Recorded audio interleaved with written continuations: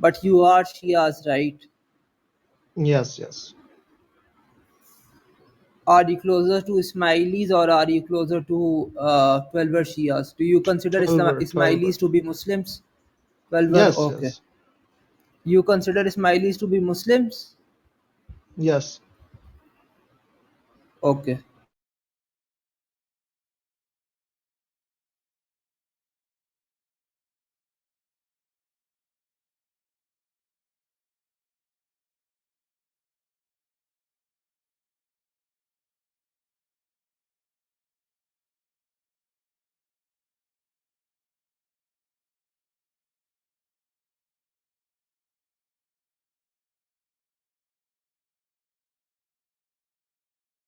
So when is the discussion starting, Ilyas?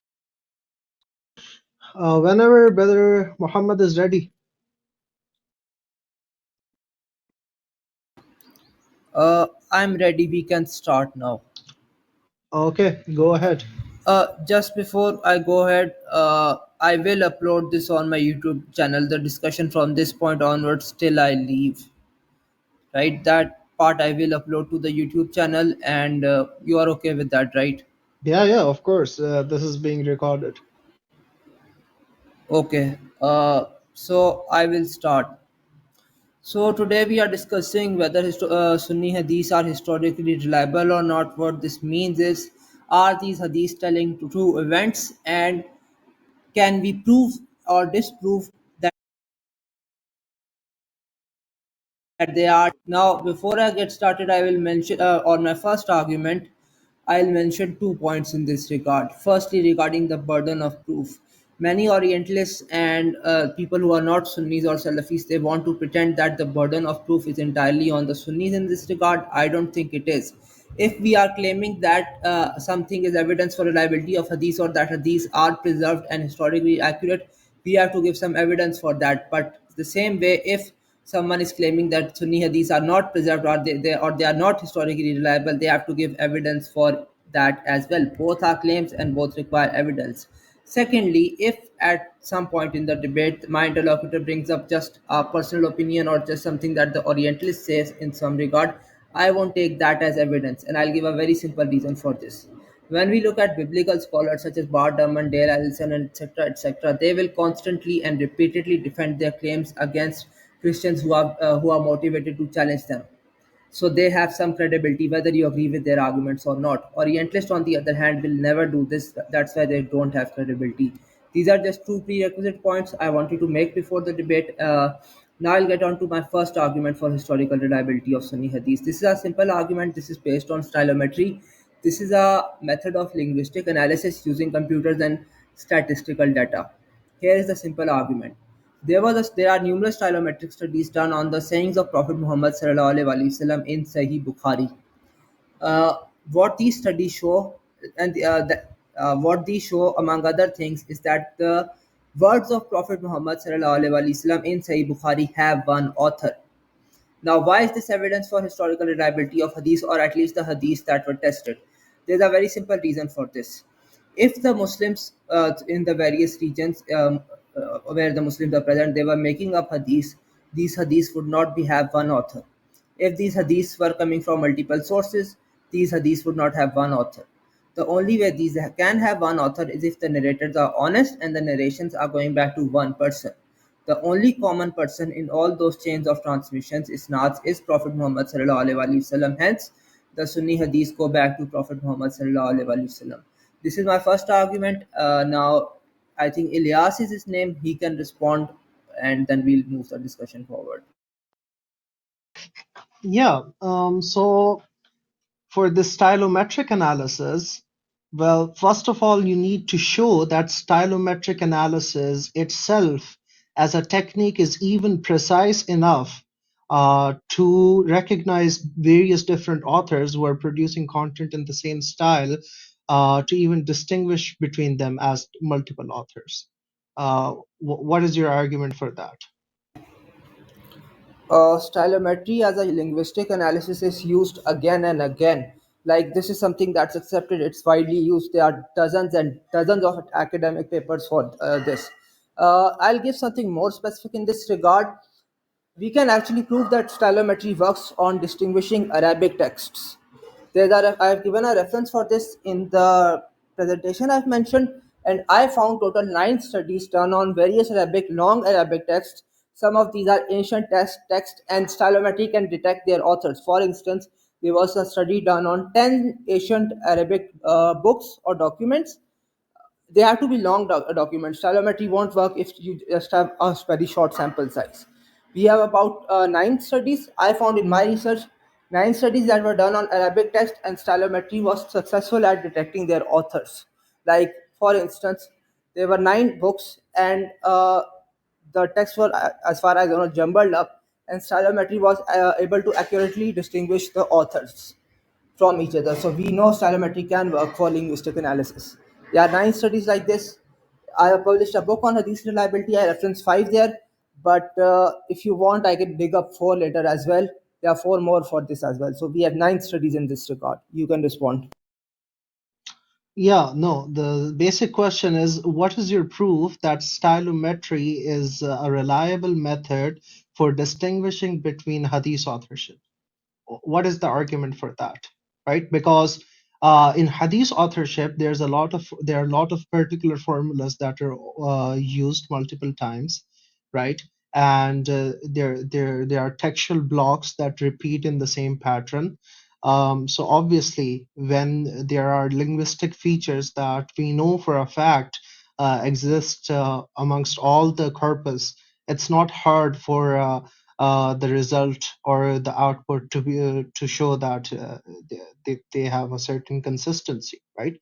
I mean, there are studies on this as well, that various authors who write in a similar style, they show very consistent results, and this has been applied to Greek poetry as well, for example. So stylometric analysis does not give you such precision, especially when there's a repetition, especially when there are certain linguistic formulas that are used all over the domain.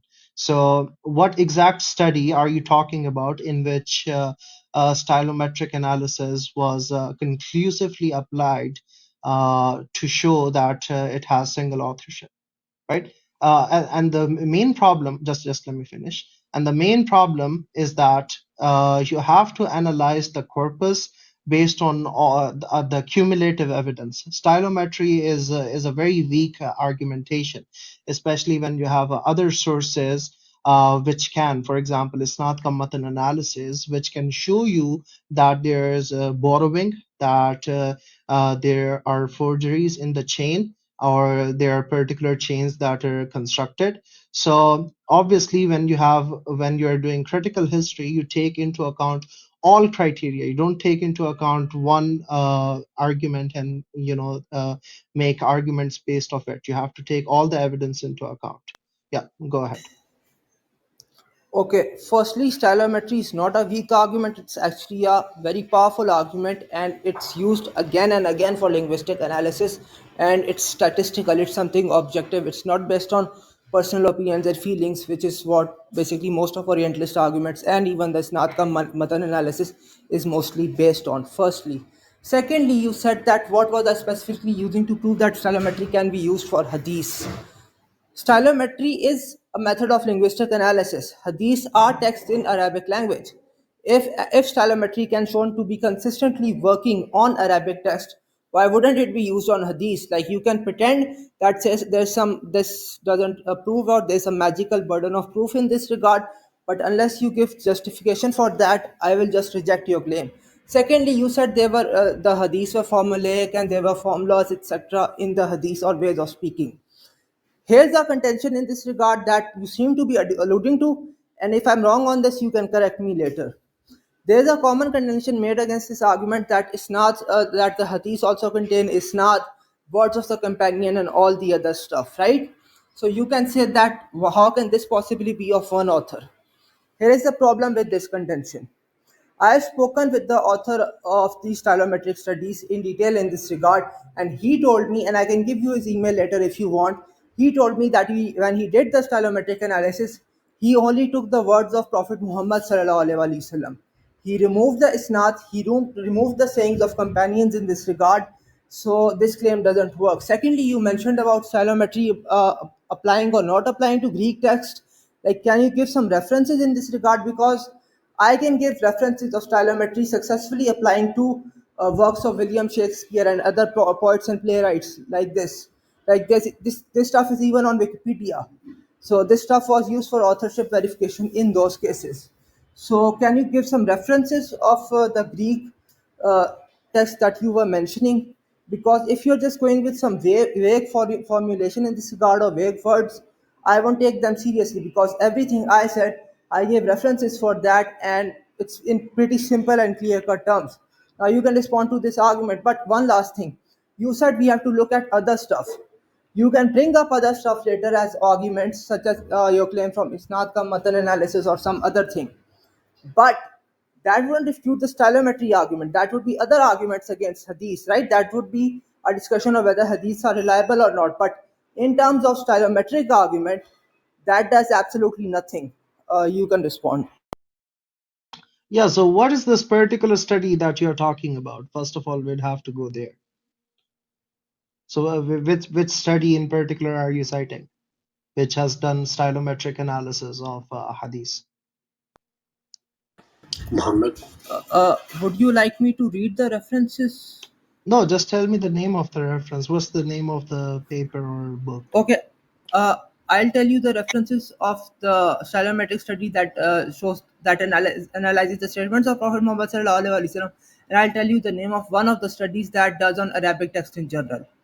So the stylometric study that analyzes the words of Prophet Muhammad sallallahu alaihi wasallam, it's called Author Discrimination Between Holy Quran and Prophet sallallahu alaihi wasallam Statement. This was published in 2012, and the author is Halim Sayyid. There are other studies like this as well, and I'll give more references like this if you want. Just give me one Yeah, moment. so Let me just give one more references. Elias, just let me give one more reference. Here is a, Go ahead. now Go I'm ahead. Go ahead. mentioning now I'm mentioning a study which analyzed 10 different Arabic texts. Right? Here's the name of the study. Authorship, attribution of ancient texts written by 10 Arabic travelers using character and grams. The name of the authors are Siham Uwamur. I think I'm pronouncing it incorrectly, and Halim Sayyid. This was published in 2013. You can respond. Ilyas. yes, so the paper about author discrimination, what is it exactly is it talking about? What is the exact conclusion? Because author discrimination has to do with the textual blocks just being distinct. Those studies show two things. Basically, it was done on Quran and Hadith, and it was a comparison. Those studies to show two things. Quran has one author, Hadith have one author. They are not the same author. The reason I'm using that study here is to use a simple point from that study, that the Hadith or words of Prophet Muhammad sallallahu alaihi wasallam in Sahih Bukhari have one author. That is what I'm using them for. How does it prove that hadith has one author? Well, it does a variety of linguistic analysis and statistical data that are done in numerous other cases as well, that are used in stylometry in journal. It's a matter of linguistic analysis that commonly used. It applies that linguistic analysis to hadith to show that hadith have one author, or at least the words of Prophet Muhammad sallallahu alaihi wasallam in Sahih Bukhari have one author. Can you read a passage from the paper that says this? Sure, give me a moment. I'll just read Go ahead. one of the references. No, I'm particularly asking about the author discrimination Sure. paper. Sure. I'm reading from the 2012 study I mentioned, author discrimination between Holy Quran and Prophet Sallallahu Alaihi Wasallam statement. Here is the what I'm reading from that. Results of all experiments have led to two main conclusions. Firstly, the two investigated books should have different authors. Secondly, all segments that are extracted from a unique book appear to have a certain stylistic similarity. Consequently, we can conclude, according to the investigation, that the Quran was not written by Prophet Muhammad sallallahu alaihi wasallam, and that it belongs to a unique author too.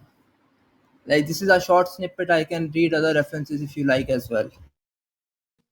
Yeah, so I don't really, what's the proof that Hadith itself originates from a single author? Because what it is saying here, even if we take it at face value, even though it is not a highly reproduced, obviously this study would have to be reproduced as well. What it seems to be saying is that Quran is one unique textual block and Hadith is another textual block. How does that prove that Hadith is a single author?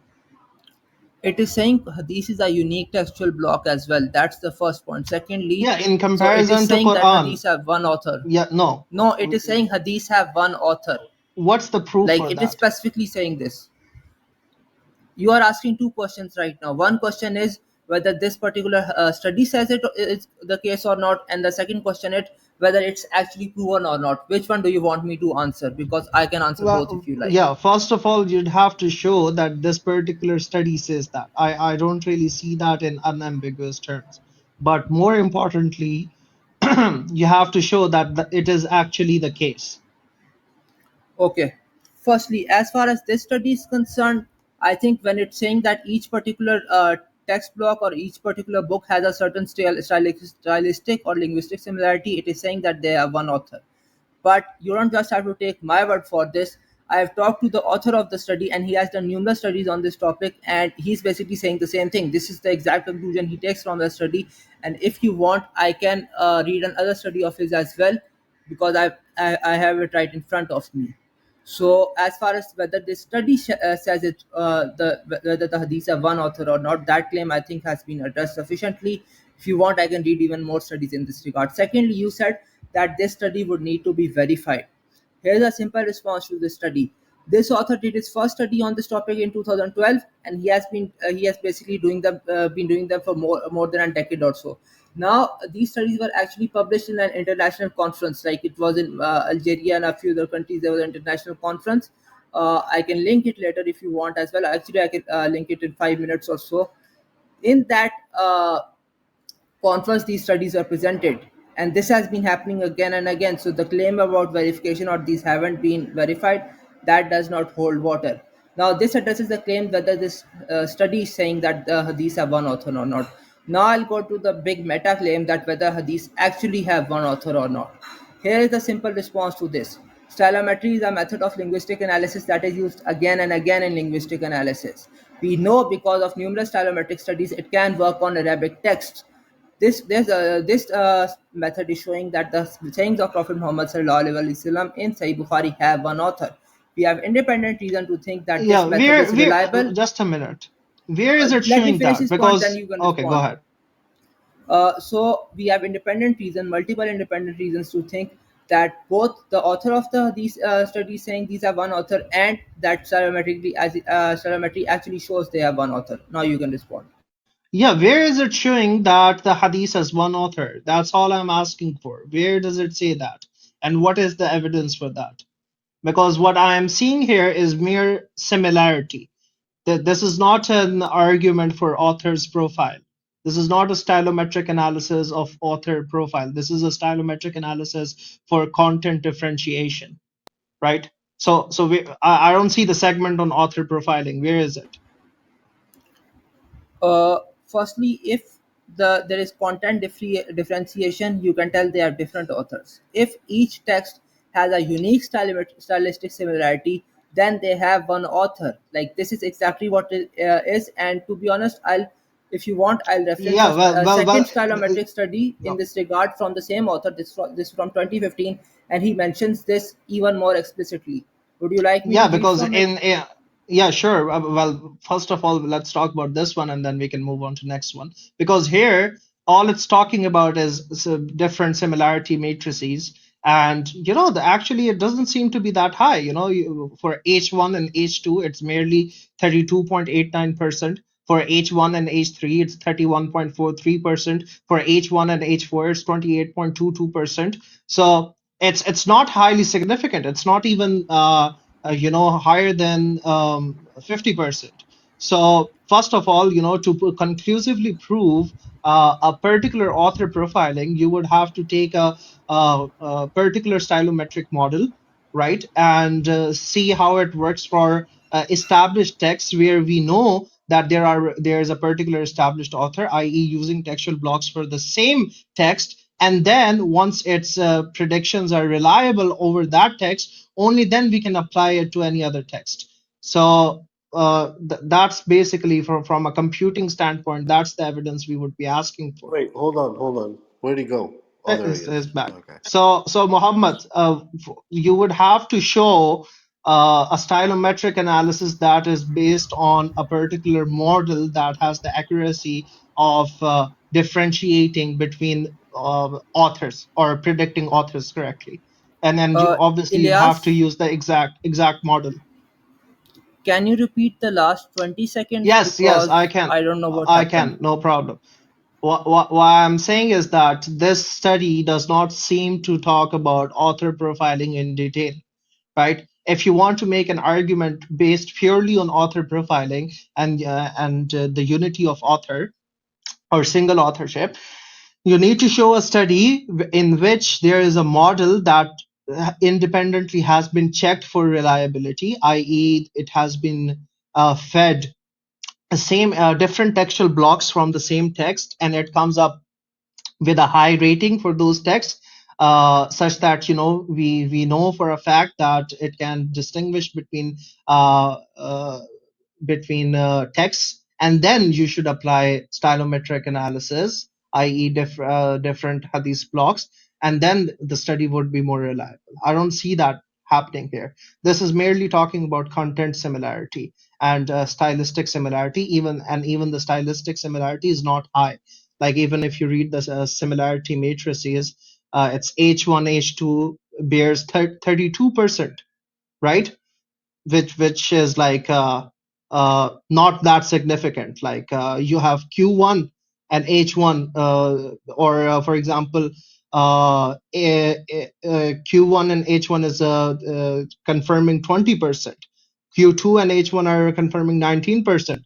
So you already have, yeah, I don't know why does he keep on leaving. You already have you already have 20% similarity even in different textual blocks for a fact, and there's just an increase of 10% similarity. So that doesn't seem very significant. So for you to make an single authorship argument from stylometry, you would have to provide a citation or a paper that is particularly trained for single authorship or authorship analysis, not just for stylistic analysis.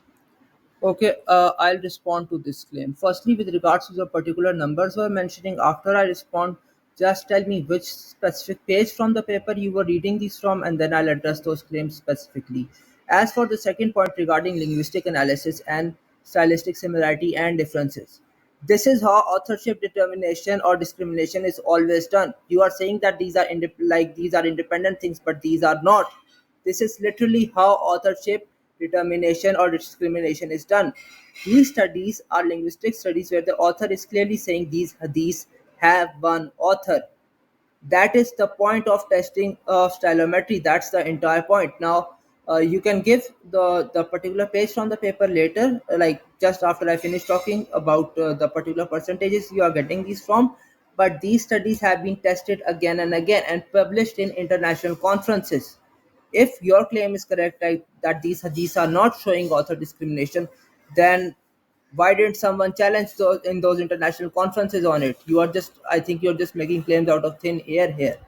There are numerous papers, and most importantly in this regard, I talked to the author myself. He said I'm not misinterpreting his words. These studies literally showing these hadiths have one author, and this is something that's peer reviewed.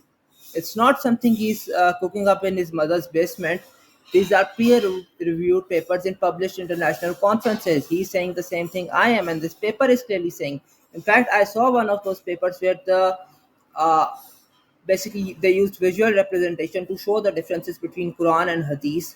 And in one section of that graph, for entire Quran, all the Quran texts were present. In another section, all the Hadith texts were present. So there are massive linguistic differences between Quran and Hadith. So even your claim regarding that there is little stylistic difference, that's just plainly false. That's something even many Orientalists will admit. In fact, Joshua Little is an Orientalist scholar.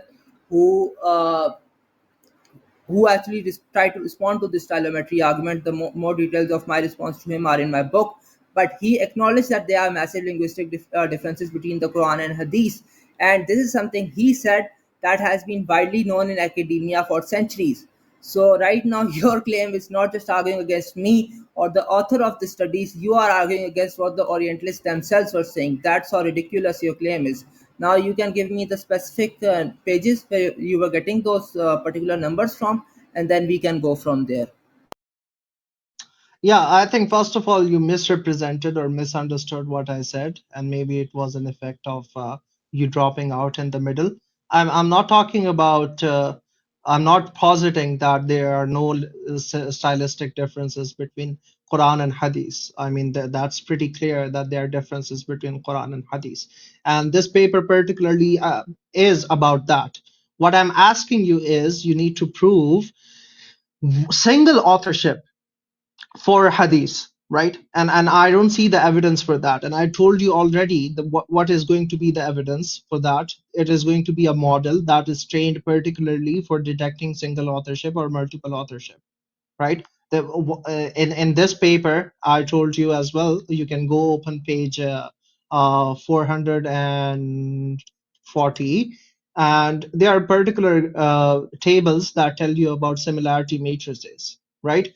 And even if you look at similarity matrices, what you see is that all it is showing is that there is a higher percentage of similarity, around 10% on average. There's a higher percentage of similarity between the Hadith text and the Quran text. We already would expect that if we are taking from a different genre. You need to show to me how does this higher value, higher 10% value in a similarity matrix entail single authorship? It doesn't, right? Because just because there is a higher stylistic similarity, it would not entail that the author is the same. It could be an effect of the content. It could be effect of the formulas that are used in the particular content. It could even be the effect of the repetition of the same hadith, right? So all this needs to be taken into account. So for you to make a single authorship stylistic argument for hadith, you need to show me the same analysis based on a single authorship model, a model that detects authorship, right? Do you have a study like that? Okay, I'll respond to these points. Firstly, where is the claim about average being 10% in this regard? Because to be honest, the most tables I am seeing here, they are about 20 to 30%. Like it's close to 20% or 30% in particular cases. And like that is not particular those are individual statistics, they are not statistics of overall similarity. So it seems that you are trying to take those statistics and say that there is only 10 to 20% difference between Quran and Hadith, and that claim is blatantly nonsensical. Secondly, I don't see anywhere where it's saying that the average is 10%. Can you point out which line it's saying that average is 10%? You can do that after I talk, but please do tell me where it's saying that the average is 10%. So these numbers are not saying how much exactly, that this is not the overall percentage of how similar or different Quran and Hadith are. That claim is just nonsensical. Secondly, if you're coming up with a specific criteria, unless you bother to justify that criteria, it's worthless. Here's what I'm basing my argument on. There are numerous stylometric studies, not just one or two, that are stylometry is a method that's used for authorship detection again and again. All of these tests of similarity and differences are based on are methods that are commonly used for authorship detection. These are showing that the Quran has a certain unique stylistic similarity that shows Quran as one author, and Hadith have a certain stylistic similarity, unique stylistic similarity that shows all of them have one author. Suppose one author wrote 10 books, and to check whether they are his work or not, or they are coming from one source or not, what would we do? We would look at we would compare the 10 books and see if they have stylistic similarities or not, or differences or not. This is exactly what we would do. And if those books have similarities, unique stylistic similarities, then we would conclude those books are words of one author. That is happening with this study. That is happening with all other studies like this. Now, if you will allow me, Let me read a second study from Halim Sayud. This was published in 2015, and he's saying the same thing here even more specifically regarding authorship detection. This study is called a visual analytics based investigation on the authorship of Holy Quran, but it analyzes the Hadith as well. I'll just read the reference. Here's the reference. In this investigation, two visual analytics based clustering approaches have been employed to make a visual authorship clustering of 25 religious text segments. In the first approach, hierarchical clustering, the resulting dendrogram shows two separated sharp clusters, the Quran cluster in the right and the Hadith cluster in the left. We can see that there is no intersection between the different clusters and that the final linkage is extremely weak since the corresponding distance is very large. The result shows that there are probably two authors, Quran author and the Hadith author, meaning Hadith has one author. In the second approach, fuzzy C-mean clustering, which is an automatic clustering technique, the resulting 3D representation shows two main clusters, a Quran cluster located at the top right area and a Hadith cluster located at the bottom left area of the 3D representation. Although the Quran cluster is more condensed, the two set of text segments have been automatically organized into two sharp clusters with different symbol markers, showing that there are two main authors, the Quran author and the Hadith author, and the two authors are different. The author is saying the same thing I am saying in this regard, and this study with its visual analytics is showing that even more explicitly. These are, again, let me repeat this point. These are not one, two things. There are dozens of studies on this topic that are published in international conferences that have been analyzed again and again. And all of these are methods that are commonly used for authorship discrimination and detection. All these are showing that hadiths have one author. So I don't think your claim holds water. You can respond. By the way, just tell me where it says specifically 10% because that's a specific claim you made that the average is 10%. Yeah, yeah, that's in the I was talking about. Let me tell you. On page 440, table 10. I was looking at table 10. So, yeah, coming back to this topic, I think I've told you the main problem is this. There seems to be a logical jump from in this claim by the author, and I don't think that is substantiated. You need to provide evidence for that. Um, the we are not discussing, we are not disagreeing over the fact of intertextual analysis, right? We are not disagreeing over separate styles of Quran and Hadith, right? For you to prove single authorship of the Quran, you need to show a stylometric analysis from a model that has predictable power on authorship, right? We are not talking about style differentiation on particular authorship. In both the models that the author of the paper has run, it is based on stylistic differentiation, and then from stylistic differentiation based on similarity, he's running the claim, which I don't think is substantiated, that the author is one, right? For that, you need to run particularly an intertextual analysis of the corpus and come up with a claim about authorship. And yeah, even if you read latest stylometric studies, what you see is that authors that are producing content in a similar manner, they tend to overlap a lot, right? Such that distinguishing between them is particularly difficult, right? And there is a latest study on this topic as well, which I can cite to you. Which studies the analysis of various different authors on this topic. For example, Greek authors and Icelandic authors and English authors. So again, the evidence that you need to bring is something on intratextual analysis of the corpus, and that proves single authorship. So it has to be a model that was tested for single authorship. If you can produce something like that, that would be much more valuable evidence than just providing evidence for stylistic differences. Okay, I'll respond to this. Firstly, I just read table 10 here. It doesn't say percentage is 10, like the average is 10%. I'm looking at it right here.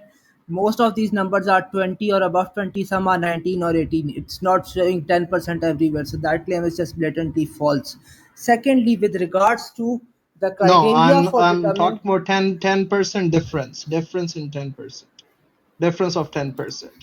I'm not talking about the values, the absolute values. I'm talking about the difference, i.e., the difference between Hadith segment 1 and Hadith segment 2 and Quran segment, right? Because you need to have a relative analysis of the data. But anyway, go ahead. if we look at the difference between if we look at the difference between hadith segments themselves, then that's 1 or 2%. If you look at the Quran segments themselves, the difference is 1 or 2%. Between Quran segments and between hadith segments, yeah, that can be about 10%, but between the hadith segments themselves and Quran segment themselves, there's just difference of 1 or 2%. So that point is addressed. But more than that, these numbers are not absolute differences of how different Quran and Hadith are. And I think I proved that with the second reference I gave based on visual analytics. Now I'll address the point regarding the criteria you are coming up with. You are saying that we need to have one specific stylometric study that does one method of linguistic analysis that shows that can detect authorship or number of authors or author discrimination, and that can prove the reliability of hadith.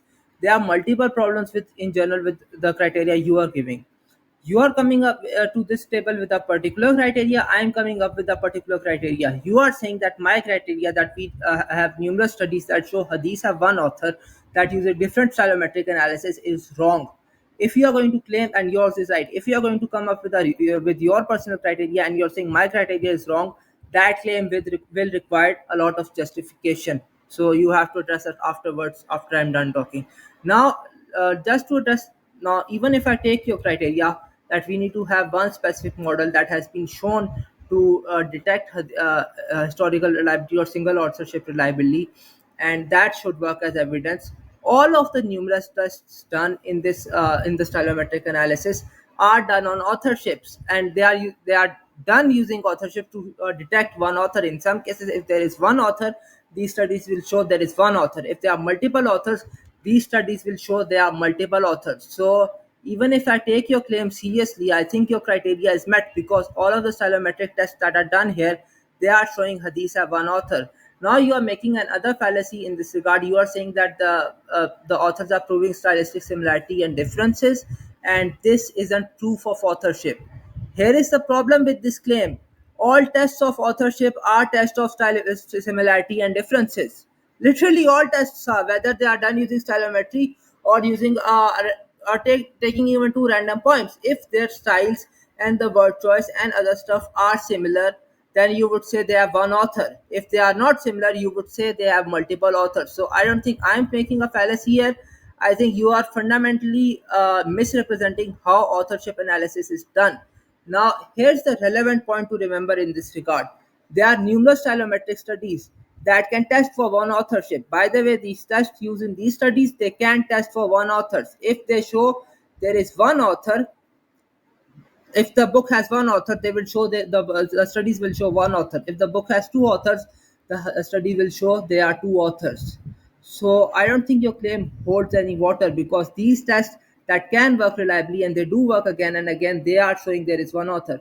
Now I'll address another contention of yours. You were saying that these tests basically can be due to people fabricating hadith in a similar type. You did not use these words specifically, but you were saying that these studies, stylometric studies, can show there to be one author of the hadith, even if multiple people are making these hadiths up.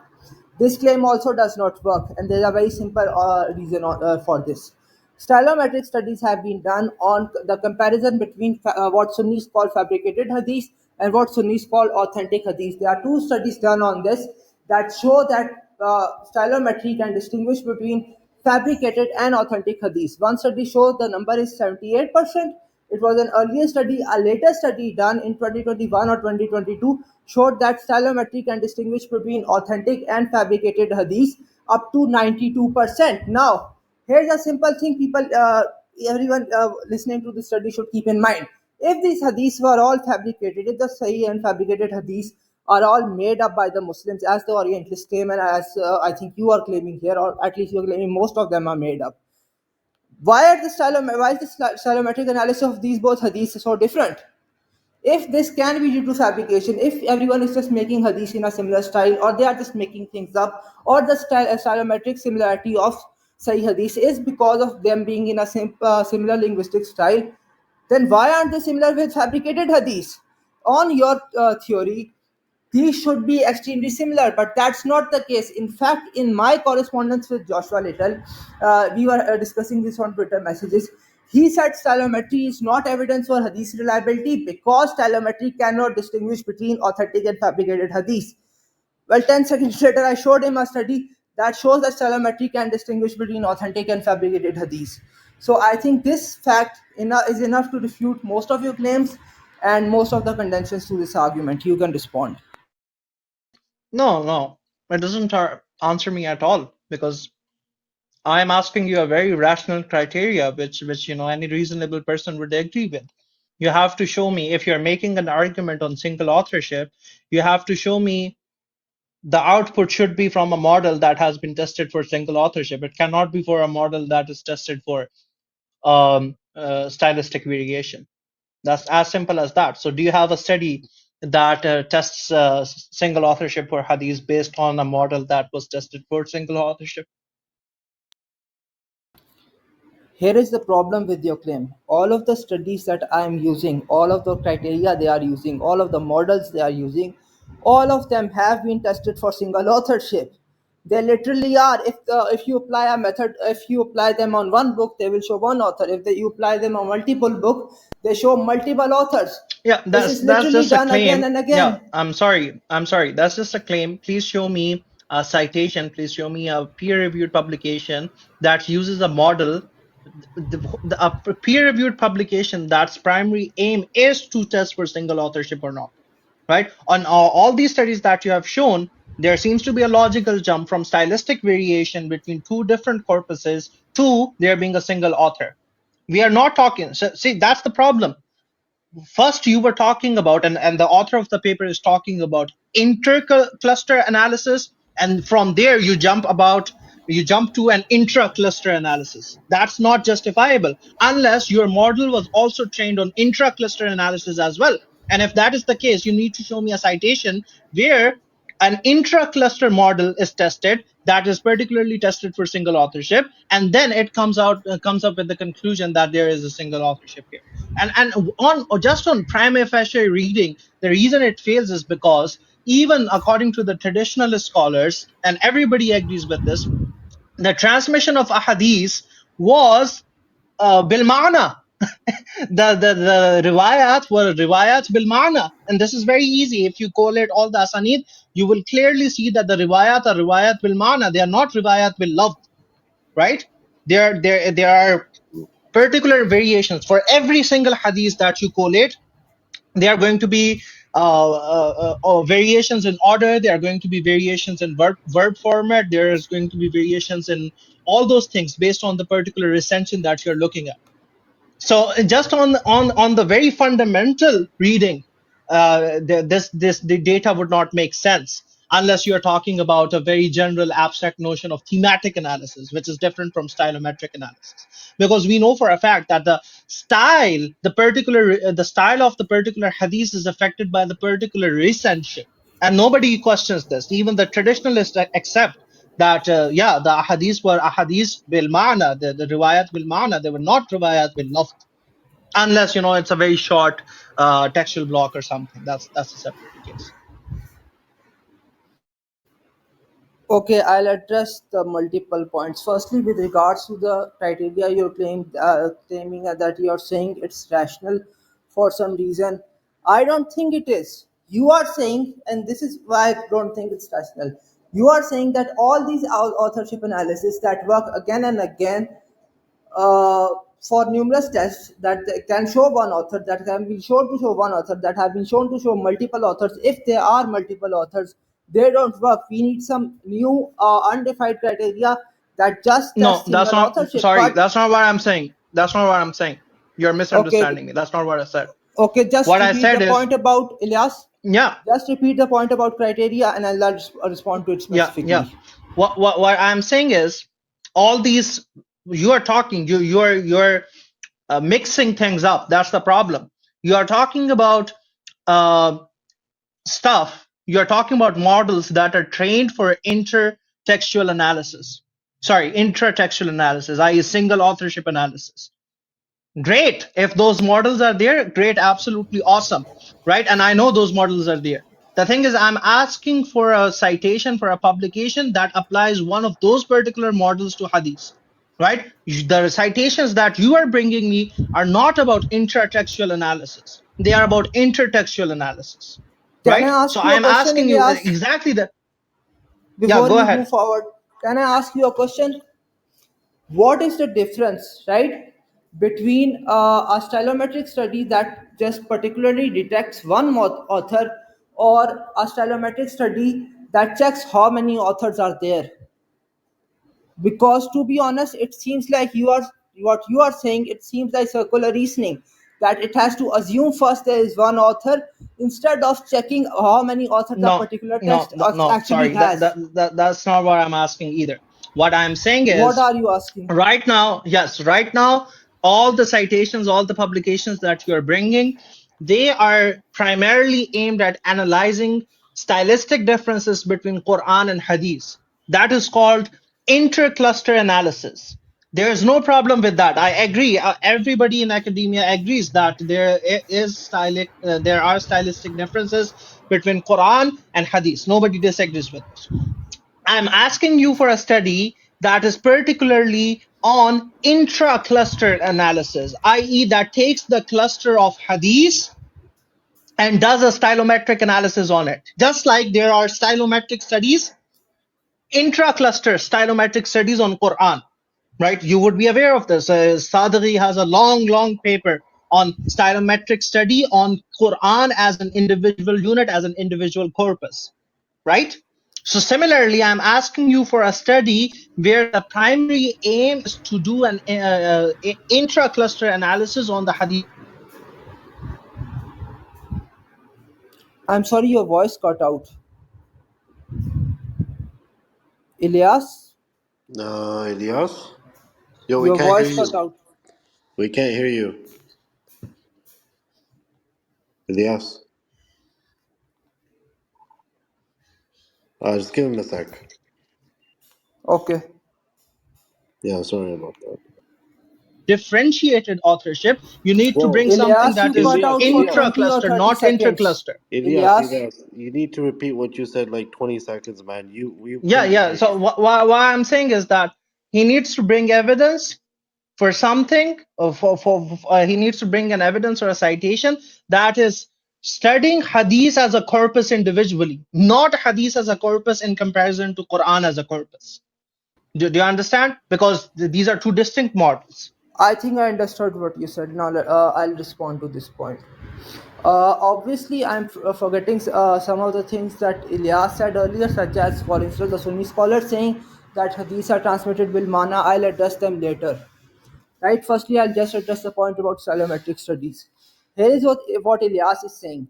Ilyas is saying that there are stylometric studies that are done just on the Quran. For instance, he mentioned Sadeghi study, which is just done on the Quran. Ilyas is saying that these studies are comparison between Quran and Hadith, that they are not just on the Hadith. This is his problem with my argument. Here is a simple response to his claim. So what if these studies are analyzing both Quran and Hadith? That doesn't change anything. They are also testing the authorship, how many authors are there in Quran and Hadith. This is literally what all of these studies are testing. And all of those studies, peer-reviewed studies, are showing them this fact again and again, that Quran and Hadith have one author. Ilyas is saying that there needs to be one specific study on Hadith that shows Hadith have one author. But why can't we take the studies done on Quran and Hadith, which are still proving, which are using the same statistical model that would have showed that would have showed one authorship if there is one authorship, and we should ignore that. Here is the problem with this claim. Suppose the exact same study that was done on Quran and Hadith was done entirely on one book. That study in that case would still have showed one author. Literally, any of the stylometric studies done on Quran and Hadith, if they were done on one particular book alone, they would have showed one author. This is just a fact. This is how stylometric analysis is done. And if there are two authors, they would show two authors. If there are three authors, they would show three authors. This is how peer-reviewed research into stylometry is literally done. He's saying because there is no study on just hadith, therefore this argument does not work. Here is my problem with this claim. These studies are testing the number of authorship, number of authors. If suppose Quran and Hadith were both made up by Prophet Muhammad sallallahu alaihi wasallam, nauzubillah, and both were exactly his words, these studies would have shown one author. If they were made up by two or three people, these studies would have shown two or three authors. So his claim doesn't hold water. Just to explain it more clearly and so everyone can understand, because everyone here has not done into research into stylometry, so they might have a bit of problem with this issue. Here is Ilyas's argument one last time. I'm just repeating it. He's saying there are independent stylometric studies that are just done on the Quran. They show Quran have one author. An example of this is Sadegi studies. He's saying there are no such studies on the Hadith. He's saying that all the studies I'm bringing are done an analysis of Quran and Hadith, and that they are just comparing stylistic similarities and differences. This is half right claim and a half false claim. I'll explain why. All of the studies I am bringing, they are done on Quran and Hadith. This part is true, but here's the part that's false. He's saying that these studies are just testing similarities and they are not testing authorship. This claim is false. These are literally testing authorship. If the Quran and Hadith were Nauzubillah both made up by the same person, they would have showed one author. If they were made up by three people, four people, five people, and they were same, they would have showed one author, or four or five authors. My mistake. These studies are testing authorship verification. They are testing number of authors. And these studies are showing again and again in peer-reviewed, published international conferences the simple fact that the hadith of Prophet Muhammad sallallahu alaihi wasallam have one author in Sahih Bukhari. This is a fact that he is denying, but the problem with his claim is that this fact, the hadith having one author, is published in peer-reviewed papers and international conferences, and it has been tested again and again. This is why his claim is false. Now, Ilyas can respond to this. Then I want to move on to the claim that hadiths were transmitted bil mana only. Yeah, I think I have said it multiple times. You're still not answering my question. I've explained it to you. What your studies are doing, they are clustering different corpuses, right? And they are clustering them in different manners based on their stylistic variation. We don't disagree with that. The thing is, you need to show, you need to run on a model an intra-cluster analysis that would show that this cluster itself is generated through one source, right? And for us, for that to happen, you need to run an intra-cluster analysis. That's the main point. You need to show a study which was based on a model that was particularly trained for intra-cluster analysis and recognition, right? This right now, what you're talking about is, yeah, if you have two broadly distinct clusters in both the studies that you have cited, that's what is happening. There is a lot of variability within the cluster as well. You can see it, or even if you open the second paper that you cited, there's a lot of variability within the hadith cluster, right? And the author recognizes this as well. So yeah, unique in their style, that's absolutely fine. Comparatively, they are unique. That is not, even if the author claims, right? We are not concerned with the author's claim. We need evidence. Even if the author claims, yeah, because these are two unique styles, that implies unique authorship. Well, yeah, it does imply unique authorship. It doesn't imply single authorship. For single authorship to happen, you need to prove, you need to run it on a model that tests for single authorship. right? And I already cited, 1 minute, let me finish. And I already cited you multiple examples where it becomes pretty hard to detect for single authorship. For example, if you read in Journal of Culture Analysis, author similarity across time in ancient Greek corpus, published July 2020. This paper shows, and this is a large model that does stylometry, and it shows it's actually very hard to distinguish between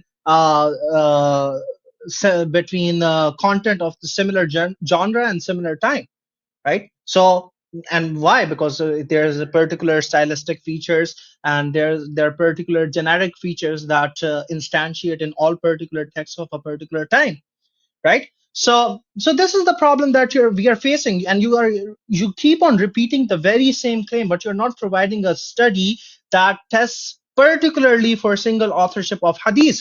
Just like there are other studies, I told you Sadri, and there are other study stylometric analysis for Quranic authorship. Why can't you present the same study for hadith authorship? And don't repeat the same thing. Don't repeat the same thing.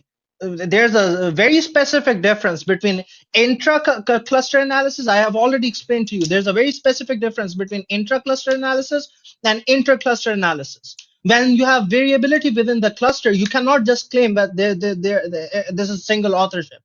You have to show that this inter-cluster variability is not a result of multiple authors, right? And for that, you need a sophisticated single authorship model that can detect for that, right? So this is very simple. This should not be very complicated to you. Okay, firstly, I think it is pretty similar, simple. It's not complicated at all for someone who just understand a little bit of this terms we are having. That you are being refuted for very simple reasons, and now I'll explain why. Here's what intercluster analysis means according to Ilyas, and what intracluster analysis means. Intracluster analysis means just an analysis done on the hadith themselves, or just an analysis done on the Quran themselves. Intercluster analysis would mean an analysis done on both Quran and hadith. Ilyas is saying there is no intracluster analysis taking place in these studies. This claim is false. When the author states that the similarity of the cluster of the Quran and the That's similarity not of what I cluster, said. That's not what I said. No, you this shouldn't is literally what misinterpret you what I said, said. That's not what I Ilyas. said. Let I never look, claimed this. Ilyas. Okay, That's not okay, what I said. okay, I Muhammad, didn't Muhammad. interrupt you the entire time you were speaking.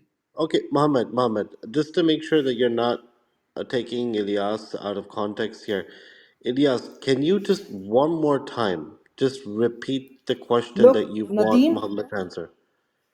just let him mention the specific point I'm wrong on. Then we move Yeah, on, because I let him because speak for way too long. brother Muhammad. I didn't say there is no intra-cluster analysis. What I am saying is that there is variability within the cluster itself. There's large variability within the cluster, even if you look at the citation that you have cited yourself. And for you to prove that there is single authorship, you need to show us a strong intra-cluster analysis on a particular model that has been tested for single authorship. I.e., when you give it a single text, it shows there's a single text, and when you give it different text, it shows you that it's a different text. That's what you need to do for you to prove single authorship. Go ahead. Can I respond now Did you without understand the question interruption? now, Muhammad? I understood it before as well. He didn't say anything new. Just let me speak without interruption, because I let Ilyas speak a long time without interruption. So that only seems fair. Firstly, let me just point out one thing. Early on, Ilyas was saying there was no intra-cluster analysis. Now, at least he's admitting there is intra-cluster analysis, that there is some intra-cluster analysis done.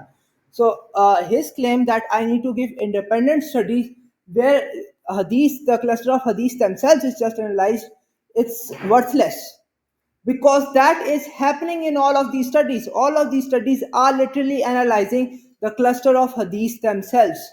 So his claim fails in this regard. Here's what he's saying is regard to this specifically, and I'll move on to other stuff because his other points are important as well. He's saying that instead of hadith cluster being analyzed in these studies, there should be separate studies like they are on the Quran, where the hadith cluster is analyzed itself. And that claim is baseless. That's just a subjective value judgment.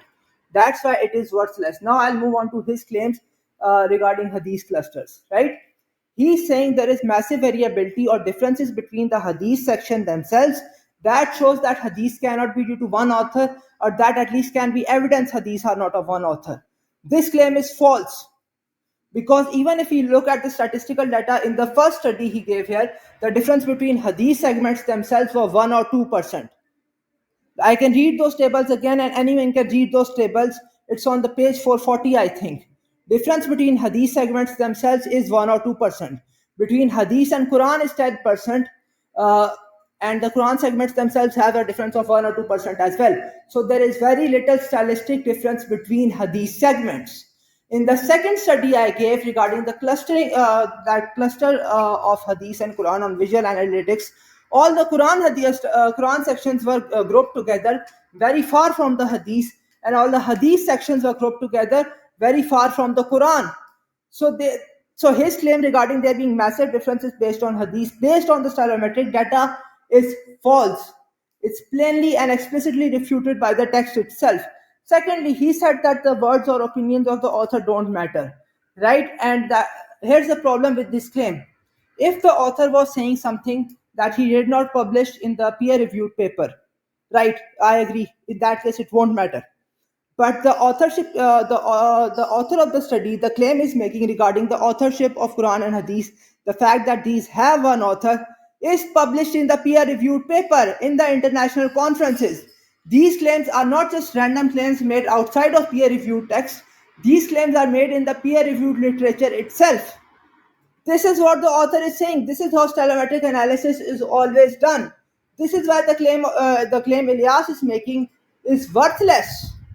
Literally, this is present. The stuff regarding single authorship is present in explicit words in the mainstream peer-reviewed paper. You cannot dismiss this out of hand, because this stuff is mentioned explicitly in the peer-reviewed paper. So his claim regarding Quran and Hadith like not being analyzed, it's simply false, because he said that hadiths are not independently analyzed. They are. In the stylometric studies, they are independently analyzed, and the similarity and differences between various hadiths are analyzed. Now, this is the first point. Second point, he said that the similarity of hadiths could be due to multiple other reasons, and he mentioned a Greek study on Greek poetry showing that this is the case, that this could be possible. Now, just do a simple comparison on your mind. What is more relevant to the application of stylometry to hadith? A stylometric study on similarities between between Sahih and fabricated hadith, or a stylometric study on Greek text? Anyone in the right mind will agree the stylometric study on Sahih and fabricated hadith is more relevant to this topic. So he hasn't addressed that part yet once. Now, if he's bringing the Greek study to show that stylometry cannot always work, right? Here's the problem with that. He brought one Greek study to show stylometry cannot work. I can bring nine stylometric studies done on Arabic text right now that show that stylometry works. 9 positive, 1 negative. What will you take? Like, this is not rocket science. This is actually very simple. Now I'll address the last part Ilyas said. That was regarding the hadith being transmitted regarding bil mana only or mainly. This claim is false. Here is a simple fact, and you don't need to take my word on this. You can look at Mustafa Al-Azami's book. I think it's the 130-page book. One of his book is Studies in Hadith, Early Hadith Literature. I don't think it's that one, it's the other one. So studies in methodology and literature. In it, he says there are 4 methods of transmission. One of them was reliable mana, and another was reliable lafz, like word for word transmission. Here is the thing that everyone watching this debate or analyzing this argument needs to remember. Both types of transmissions were used by Muslims. We don't know how much of the hadiths were transmitted verbatim, how many of the hadiths were transmitted bil mana. What we can tell is that stylometric studies done on the hadiths in Sahih Bukhari are showing that these particular hadiths were transmitted word for word, verbatim. So I think that addresses his claim. Now, Ilyas can address one more point on this, on the stylometry argument, and I would hope that he addresses the part between stylometric differences between authentic and fabricated hadiths, because that study meets the criteria Orientalists set for themselves. After he addresses it, I want to move on to one or two other arguments for Hadith reliability, or maybe one of his arguments, and then I'll have to go. I mean, we haven't even started talking about this other study. We were just talking about the first two studies that you have cited, and we can move on to the next one. But we are not going to move on to the next one until you concede to this point that you have not provided us an intra-cluster analysis. It's as simple as that. Like everybody is listening. That's not going to change the fact. Just because Quran and Hadith have two different styles, that doesn't mean that one cluster is produced by one source. It doesn't mean that, right? Especially when the variability within the hadith cluster is higher. Even the citations that you are giving, even in those citations, the variability within the hadith structure, the hadith cluster, is higher, right? You need to provide us a model that particularly tests for single authorship, a model that was trained to test for single authorship, right? The problem is, like, what you're doing right now is you claim, yeah, stylometry can find textual differences and can do author profiling. Yeah, sure. Even if I grant you that, was the same model applied in all studies? No. Like, that's basic common sense, right? So you can't say, well, yeah, stylometry was applied in this particular publication, therefore this other publication is also reliable. That's not how it works. If a particular model was reliable, then you have to apply that very same model on the data that you have presented to come to the same conclusion. The general reproduction by any Ilyas, other model. let One me minute, just let me make one. finish. Let me just make I, one request. Let me just make one request, and then Let I'll let you Ilyas speak. finish, Muhammad. Let Ilyas Let me finish. just go make go one. ahead, go ahead. Let me just make one request. Look, this debate would be more productive if we just spoke for 1 or 2 minutes each, rather than going on 5-10 minutes tirade. I won't interrupt you again in this, but just try to focus on a specific Basically, point Muhammad, Ilyas so is that I saying can that you respond. haven't demonstrated the question that he's Yeah, asking. no, the thing is, when I give you time, you say the very same thing once again, but you don't provide us any evidence, right? You need to provide us evidence for a single authorship stylometric analysis of hadith corpus. That's it. That's all we are asking for. If you think there are models that test for single authorship, mashallah, no problem, show us a study where that particular model is applied to the hadith cluster. Right now, all I'm seeing is this: there is one cluster that is Quran, there's another cluster that is hadith. The hadith cluster has a higher variability within itself, right? And the hadith cluster is there. That's all I know. You need to show to me, how does this cluster, which has internal variability, how does it come from one single source? And your claim about Rivaya Bilmana, absolutely false, man. It's very simple. Go open, like, this doesn't even need, like, this is so clear. Just open any book, any hadith, collate all the asanid, look at the matan is different. Uh, for a fact, all the longer ahadith that you have, like in Bukhari, all the longer text that you have in Bukhari, all of every single one of them is a reliable mana. This is not even question. We can go through every single one. Like, it might take days. I can show you every single one is reliable mana, unless it's a very short hadith like innamal a'malu binniyat, like the first hadith. Yeah, that's not reliable mana. That's reliable. Apart from that, like, all the longer hadiths, any tell me any random hadith of Bukhari that's like 400-500 words, it's reliable mana. There's going to be different recensions of it. Like, that's not even a question. Like, everybody knows this. Majority of Sahih Bukhari is reliable mana, it's not reliable lafz. Okay, I'll respond to both these points. Firstly, I'll give you a simple proof that I'm not saying the same thing again and again, that Ilyas is wrong about this. I did not make, I think in the second last or the one before that, I made the point about the clusters and how he's interpreting them. And he never said I misinterpreted his point on that particular point, but he was saying this before.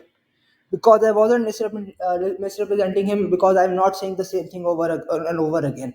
This claim is false of his, firstly.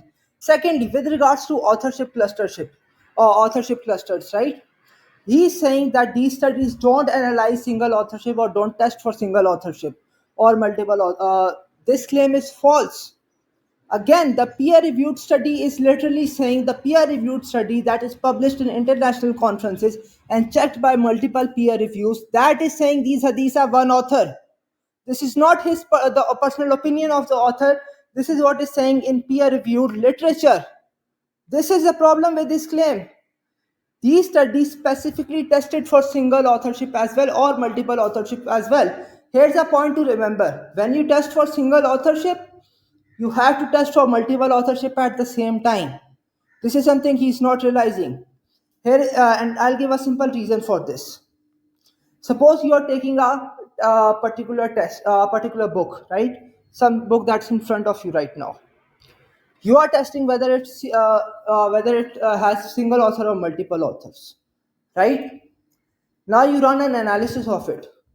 Either it shows either that analysis will show it has one author, or it will show it have multiple authors, right? These are two logical possibilities in this regard.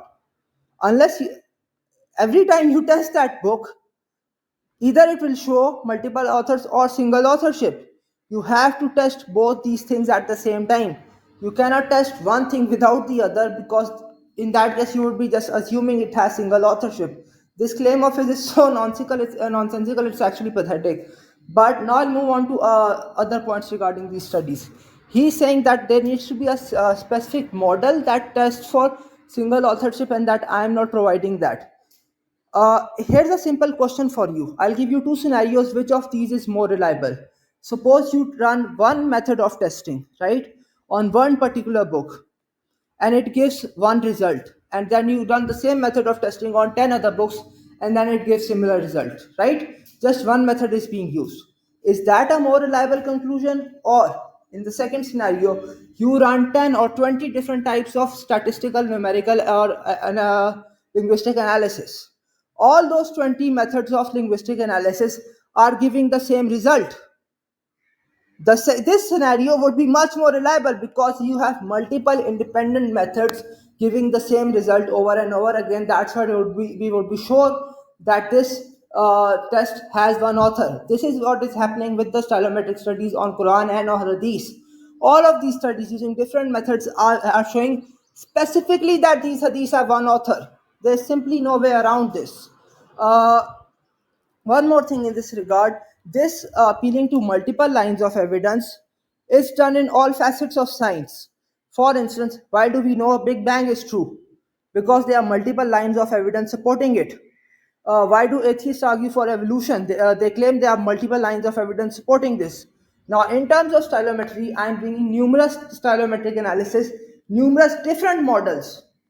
They are basically showing the same thing again and again. They have that these studies, that these hadiths have one author.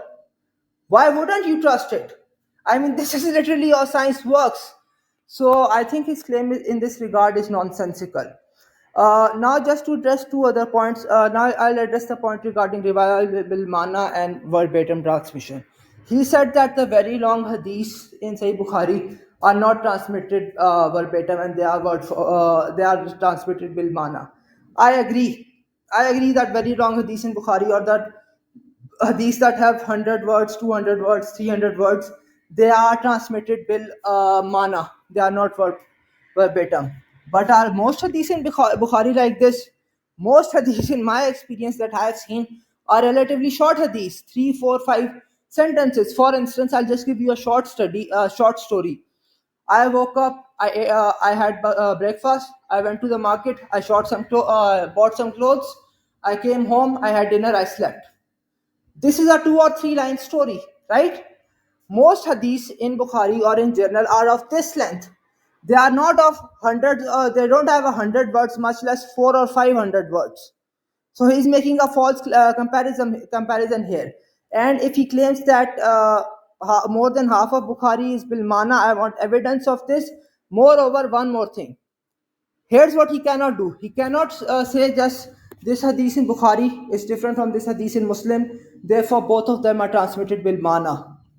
This is a fallacy, because it could be the case the hadith in Bukhari is transmitted verbatim, and the hadith in Muslim had some words words changed. For instance, the word for day being different, or etc., something like this.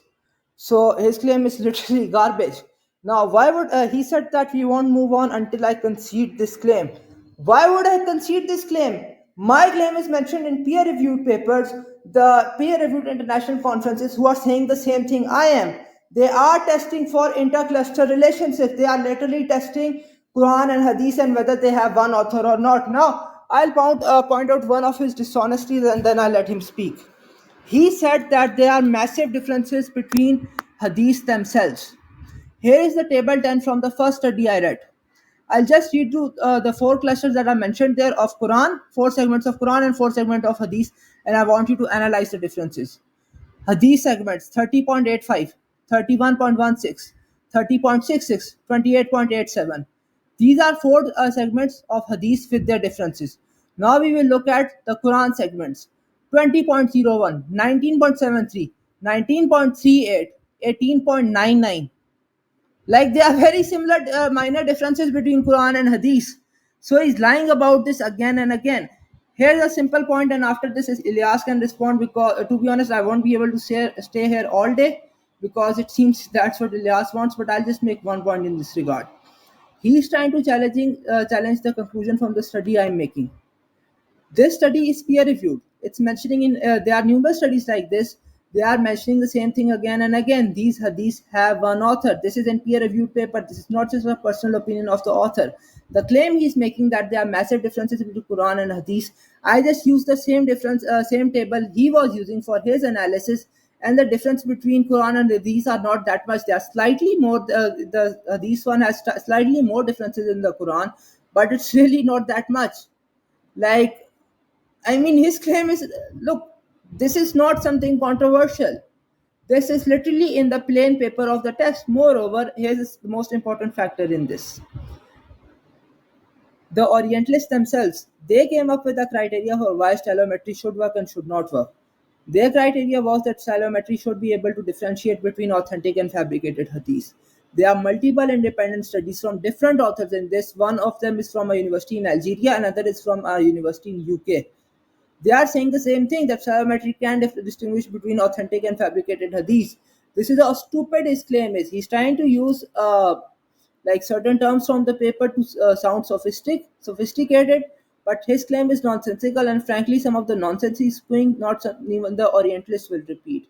Now, Ilyas, you can respond and maybe move on to one of your arguments because after that I have to go and we can schedule a second debate if you like. Yeah, my question still remains unanswered. I have asked you, you're keep on repeating the same thing. I have asked you a very simple thing. We already agree that the two clusters are different from each other. We already agree the paper that you yourself cited shows that there is inter-hadith, intra-cluster variability. Even if you look at the second publication, the visualized publication that you have cited, the intra-hadith variability is like present there. Like actually one of the hadiths is at 0.8 feature Z, and it's pretty close, pretty not close to other hadith clusters, right? Even if you see at the citation that you cited yourself, right? And even if you look at figure 1, there is from H1 to H04, there is a great variability that you can observe, right? So the argument, the evidence is pretty simple. You show us a model that was particularly tested for detecting differences within the clusters, right?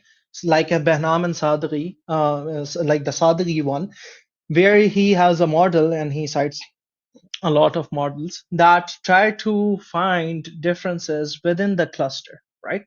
When you know that there is a internal variability within the hadith clusters, the evidence has to be pretty simple. It needs to be a model that has been tested for analysis within a text.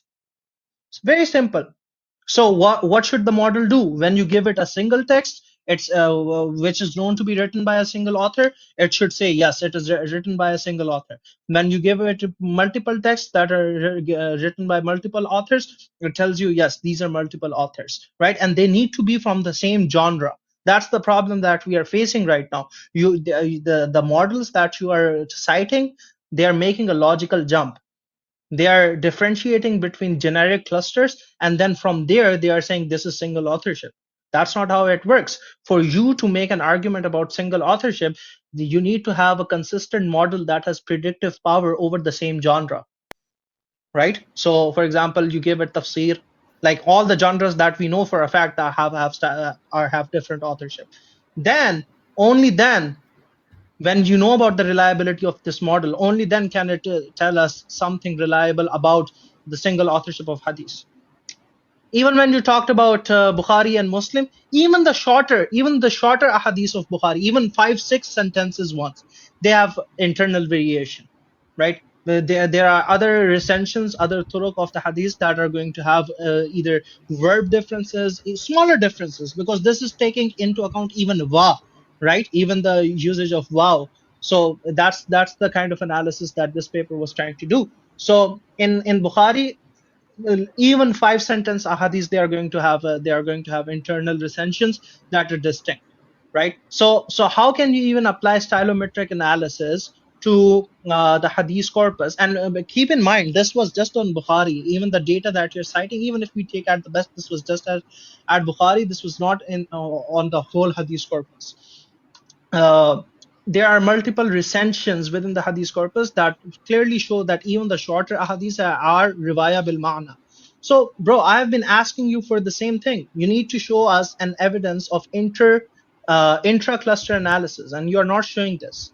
That's the main problem. I mean, we can go on and on about this, but that's what you need to show. You need to show intra-cluster analysis, and based on a model that has that is highly accurate in intra-cluster analysis, not inter-cluster analysis. We already agree on inter-cluster analysis. Okay, I'll respond to this point. I have opened the 2015 study from 15 study from Halim Saud that he was citing, right? Look at the page 5 cluster. There are 6 pages here. Look at the fifth page cluster. It's on Quran and Hadith. In this cluster, all of the all the Quran text segments are pretty close. Most of the Hadith segments are extremely close. One of the Hadith segments is further from the others. You can look at this. This table and this image is actually proof that his claim is false. These studies themselves are carrying out intra-cluster analysis. They are analyzing the Hadith cluster and they are analyzing the Quran cluster. How do we know this? If they were Yes, not, Ilyas, brother. let me No, finish this no. point. Ilyas, let me finish this point because I let you go on for a Why do long you time. keep, yeah, why do you keep on misrepresenting my claim? Where did I say You there change is your claim no? every 2 seconds. No, no, no. Yes, you See, do. if you don't understand the claim, Ilyas, you just change your ask me claim once again. every two Okay, seconds. go ahead. Okay, go ahead. I'll interrupt you when you're done. Actually, I think I have asked multiple times when I did not understand something Ilyas was saying. Like, anyone can watch the recording of the debate. I literally did this. He was saying earlier there was no intra-cluster analysis. The Hadith cluster is not analyzed. If the Hadith cluster and the Quran clusters were not analyzed themselves, then they should be the same here. They shouldn't show any some differences. But these studies are clearly analyzing the Hadith cluster and the Quran cluster because the Quran cluster is different from the Hadith cluster. In fact, and here's the problem. So that claim is refuted. Now Ilyas is saying there were massive differences in between the Hadith cluster. They are not. With one exception, all of the segments are pretty close. Yes, there is one segment further, maybe just a hypothetical guess that one cluster is further because that text segment is of hadith that were transmitted bil mana, that they were not transmitted bil verbatim. That's just one cluster, so that's why nine, I think it's nine, yeah, yes, nine of the hadith text segments are extremely similar and linguistically close, and one of them is further. It could be the case, and it seems the rational explanation because nine of these were transmitted verbatim, and one of these were transmitted Bilmana mostly. So, like his claim doesn't hold water here. He's saying, why aren't there any specific studies which analyze hadith just themselves, intercluster textual analysis of hadith? There are two problems with this claim. One, All of these numerous stylometric studies I mentioned, they are doing intercluster analysis. They are analyzing hadiths themselves. Secondly, the study that I mentioned that was done on authentic and fabricated hadiths, that was literally doing that. It was just analyzing the hadiths themselves. I gave two studies regarding authentic and fabricated hadiths that literally analyzed hadiths themselves. So that claim doesn't even hold water anymore. Now, one last point in this regard, and I've addressed this before. I'll just address it again for clarification in this regard. He's saying we need to have specific models that are trained to detect single authorship or multiple authorship. Right? This is something he has repeated again and again, and all of you can agree with me that he said this. Here is the problem with this claim. All of the models that are used, all of these in these stylometric studies, they are peer-reviewed models that have been used again and again for analysis on single texts and on multiple texts. Like this happens all the time. He's claiming these are not, that I need to give some special evidence for this, but I don't. For instance, let's take a field of study such as physics. Someone publishes a paper in physics that they mention something pretty common that's done in physics, and I'm supposedly using that paper for evidence. Do I need to prove every single of the methods? No. The burden of proof would be on Ilyas in this regard, because he's saying something unusual, out of the ordinary here. That these peer-reviewed scholars who are publishing their paper in international conferences are using data, are using studies that they haven't even tested. This is literally the claim he's making. And why would the burden of proof on me? It would be on me in this regard. It would be on him. Just regarding the specific point regarding whether these professors, these scholars have not tested the things they are using. Like that claim on face is nonsensical unless you have good reason to think so. So I wouldn't take that seriously. As for his point regarding hadith not being tested, again, look at these papers. He's saying that we agree that there is intercluster analysis done on these studies, and that there's mentioned in these studies, and that Quran and Hadith are extremely different. This is proven from these studies. But the same studies, the one that he's agreeing with, they mention that intra-cluster analysis, or the analysis of Hadith themselves, was carried out as well. These papers are literally saying this. And they are also saying, these peer-reviewed papers are also saying these Hadiths have one author. So he's agreeing with one thing from the same from these papers, and he's disagreeing with another thing, and he's pretending that I'm making up the other thing out of thin air. Well, that when that particular thing is used in authorship analysis again and again, as and it is present in these mainstream peer-reviewed papers. That is the problem with this claim. I'm not saying something new or out of the ordinary here. I am saying the same thing that these peer-reviewed papers are saying, and that he is agreeing with. This is the problem with this claim. Now, with regards to Bilmana, he said that even the smaller hadiths have differences, right? I addressed this point earlier, I'll address it again. Suppose the smaller hadiths have some differences. There is one hadith, for instance, a hadith with a minor difference wording in Bukhari and in Muslim. That wouldn't refute my argument at all, for a very simple reason. This analysis was only done in Bukhari. The hadiths in Bukhari are the ones that are showing to have one author, one verbatim source. And again, he said that most of the Bukhari is like more than 50% at least. He was saying that it's Bilmana. Prove that claim. Literally prove that claim. I have everything that I have mentioned in this debate so far, I've bothered to give peer reviewed references for. All he's doing is here is giving his personal opinions and feelings on this topic. He's coming up with a random criteria out of thin air and pretending that's evidence. It's not. Lastly, one thing I would like to mention. I made a very simple point earlier that our particular model cannot test for single authorship at once. It has to test for single authorship and multiple authorship at the same time. I gave a simple argument for this. He never addressed it. Moreover, I gave a simple argument for why numerous different statistical analysis showing that hadiths have one author is evidence for hadith reliability. This is exactly what's done in science all the time. He never addressed this. Why do we believe in the Big Bang? Because there are numerous lines of evidence independently showing that there was a Big Bang. Why do atheists argue for evolution? Because they will claim there are numerous different lines of evidence. There aren't actually, but they will claim there are numerous different lines of evidence arguing for or demonstrating evolution.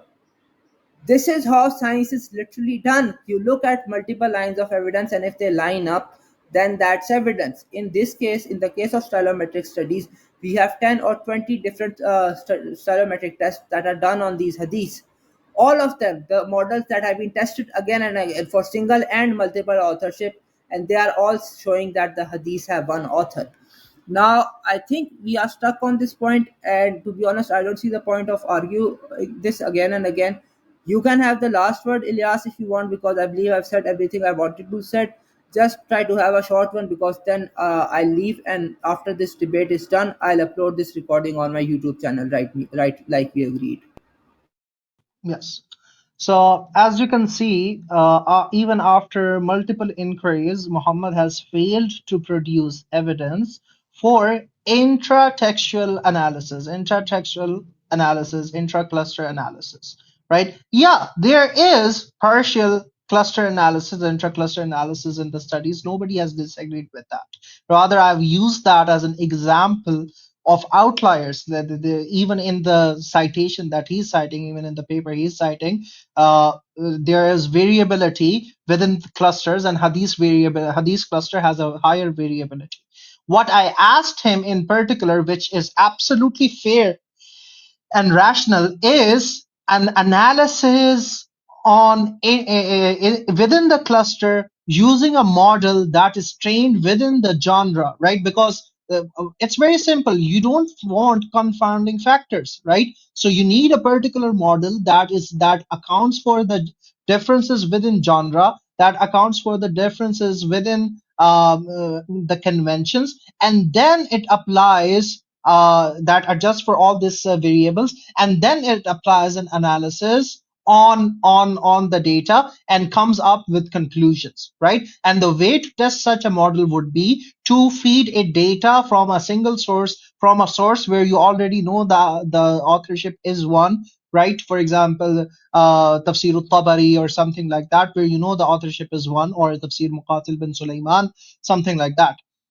and then use that and see how accurate the model is within the genre, when it is accounting for the features within the genre, when it is accounting for conventions within the genre, and then see if it is able to distinguish between single authors and multiple authors. And the way to do that would be give it a single author textual blocks and give it multiple author textual blocks, and see how reliably can it distinguish between single author textual blocks and multiple author textual blocks, and then apply this model. Once you know it has been shown that the model is reliable, then apply this model on hadith and see whether it shows multiple authors or a single author. The model that is being applied in these studies does not fulfill such a criteria, and I have asked for such a model, such a citation multiple times, but has not been provided with one. Then the reason this stylometric analysis, even on a simpler level, would not work is because the stylistic features of hadith are not prophetic. We know that for a fact.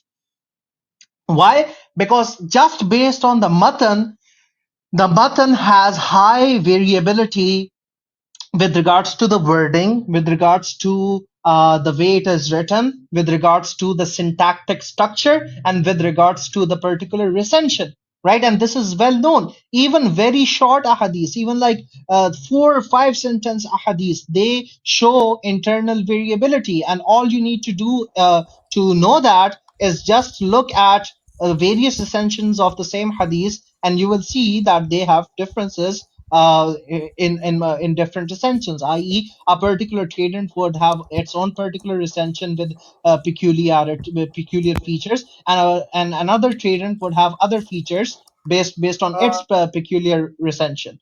So for a fact, I we just know have that to go. the content in. I'm not Okay, no trying to problem. interrupt you. I have to go. But Okay. yeah, it was a nice debate. At least We didn't interrupt each other too much, so at least I enjoyed that. I'll upload the recording of the debate till this particular point, right from the start to this point, on my YouTube channel. And I think there are a lot of topics with regard to hadith we didn't get to cover. So if you want a second debate, maybe I'd be happy to do that.